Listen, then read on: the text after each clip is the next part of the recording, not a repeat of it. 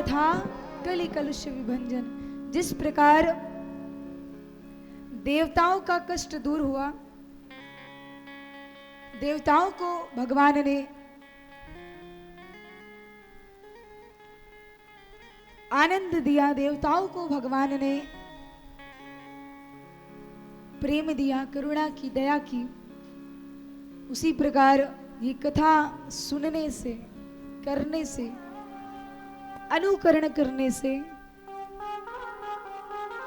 जीव को भी कल्याण होता है। अब यहां पर अभी तक की जो कथा थी वो याज्ञवल्क्य जी भरद्वाज जी को सुना रहे थे। क्यों सुना रहे थे? राम कवन पूछहु मुनि तो ही कहिए बुझाय कृपा निधि मोहि। पूछने पर कि राम कौन है, तो याज्ञवल्क्य जी ने भगवान की पावन कथा भरद्वाज जी को सुनाई।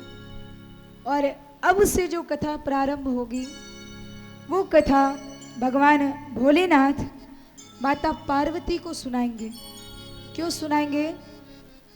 क्योंकि जब विवाह कर कर माता पार्वती आई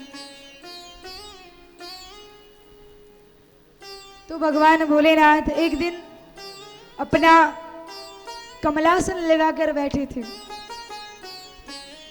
बैठे सोहि काम रिपु कैसे, धरे शरीर शांत रस जैसे। भगवान भोलेनाथ मानो शांत रस स्वयं शरीर धारण करके आया हो। और माता पार्वती पार्वती भले अवसर जानी, गई शंभु पही मातु भवानी। माता पार्वती के पास गई, पार्वती जी गई, भोलेनाथ को प्रणाम किया और आज जान प्रिया आदर अति दीना, वाम भाग आसन हरि दीना। और सती रूप में सन्मुख शंकर आसन दीना। अब वापस से वाम भाग में माता पार्वती विराजमान हुई हैं और भगवान भोलेनाथ से कहती हैं कि प्रभु आप तो सब कुछ जानते हैं, आप तो सर्वज्ञ हैं। प्रभु सर्वज्ञ, तुम तो सर्वज्ञ हो। प्रभु समर्थ सर्वज्ञ शिव, सकल कला गुण धाम।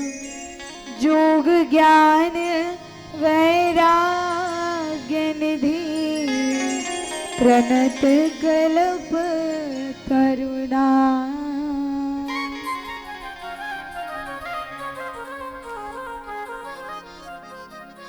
कहते हैं कि आप तो जोग ज्ञान वैराग्य सब कुछ आपका ही रूप है। और जिसका घर कल्प वृक्ष के नीचे हो वो भला क्यों ना भगवान का सुमिरन करे, क्यों ना भगवान को पूजे, क्यों ना भगवान की आराधना करे। तो आप मुझे बताने की कृपा करें कि राम कौन है, उनका चरित्र क्या है, उनकी कथा क्या है, कहाँ जन्म लिया, क्यों लिया, किस कारण से लिया, किसके यहाँ लिया, जन्म लेने के बाद बाल लीला कैसे की, बड़े होकर क्या किया, किस किस को तारा, किस किस को भव से पार उतारा, किन किन भक्तों पर उद्धार किया, किन किन भक्तों पर दया की, वनवास क्यों हुआ, वनवास के बाद क्या क्या हुआ, राज्याभिषेक के बाद क्या क्या हुआ। करते करते माता पार्वती अनेकों प्रश्न भगवान भोलेनाथ से पूछती हैं। और कहा जाता है कि भगवान इतना सुंदर प्रश्न सुनकर, इतने अच्छी जिज्ञासा सुनकर भगवान शंकर बड़े ही प्रसन्न हुए। और भगवान शंकर के हृदय में पूरी की पूरी रामचरितमानस आ गई, पूरा का पूरा राम जी का चरित्र आ गया। इतने प्रसन्नता हुई, मगन हो गई, माता पार्वती को धन्य बता रहे हैं कि आप धन्य हैं, धन्य धन्य गिरिराज कुमारी, तुम समान नहीं को उपकारी। पूछ्यो रघुपति कथा प्रसंगा, सकल लोक जग पावनी गंगा।